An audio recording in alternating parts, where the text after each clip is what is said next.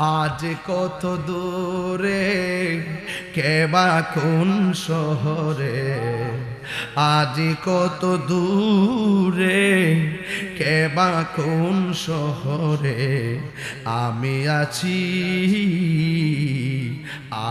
আছি কাছেতে যেন বন্ধু বলে যেও না কখনো, বন্ধু বলে যেও না কখনো। জোরে জোরে কি আল্লাহু আকবার বলা যাবে না?